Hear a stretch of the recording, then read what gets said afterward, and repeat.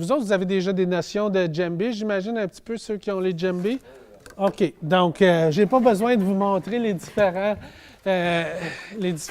frappes ad vitam aeternam, mais je vais vous les montrer juste pour les gens qui ne les connaissent pas. Puis on va faire ça rapidement parce qu'il n'y a pas tout le monde qui a des djembés.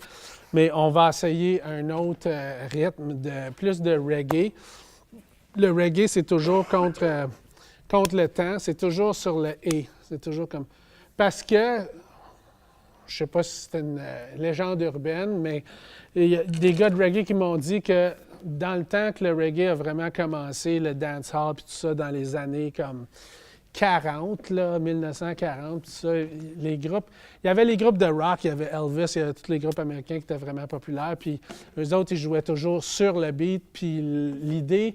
C'était comme il y avait plein de groupes qui reprenaient cette musique-là, mais dans leur propre culture, dans leur propre pays, ils voulaient que ce soit différent puis avoir leur propre voix. Donc, eux autres, ils jouaient sur le « et » au lieu de sur le beat. Donc, pas de... mais plus comme... C'est tout le temps comme un « et ». C'est la guitare qui est vraiment comme l'instrument qu'on imite dans le reggae, même quand on joue des claviers. Il y a une méthode de jouer qui s'appelle le bubbling. Puis ça, c'est comme ta main gauche, elle fait tout le temps pam, pam, pam, pam, pam, pam, pam, puis ta main droite, elle fait pam, pam, pam, pam, pam. Puis c'est vraiment dur à faire parce que premièrement, il faut toujours que tu restes, il ne faut pas que tu tombes... Pas sur le rythme parce que tout le monde te regarde et tu as de la niaiseux.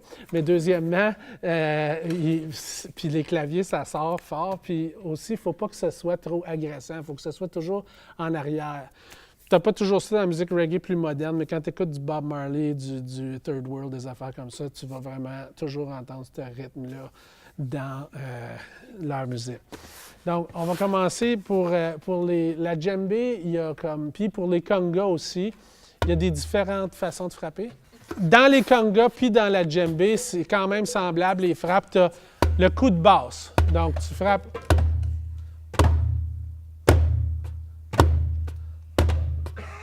Après ça, tu as le coup de...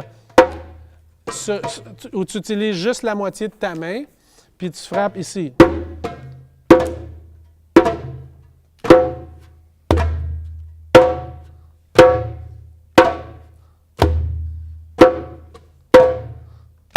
Tu as aussi le... Ça, c'est le coup où tu laisses ta main. Tu as aussi le coup ouvert, aussi plus comme ça. Puis, tu as le slap qui est comme... Puis ça, c'est le coup le plus difficile à atteindre dans tous les instruments quand on joue avec les mains. C'est vraiment... sur les congas, c'est encore quasiment plus difficile que sur la djembé, parce que sur la djembé, tu peux juste claquer. Mais c'est fort. OK. Donc, on va essayer, juste pour l'instant, parce qu'on n'a pas beaucoup de temps, je vais vous demander de faire... On va prendre les boomwhackers, et puis on va...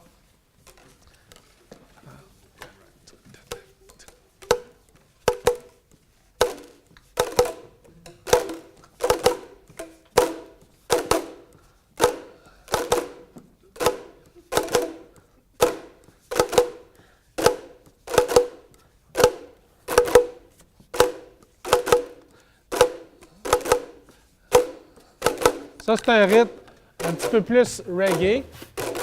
Là, on va jouer sur le et.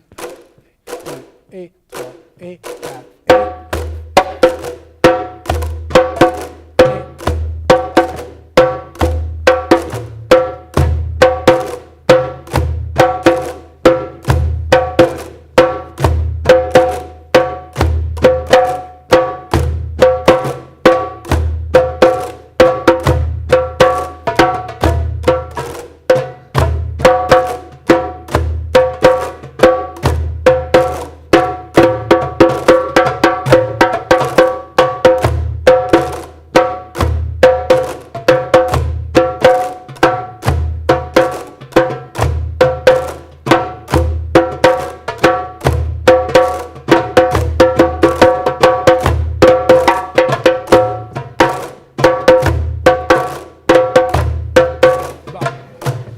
Super.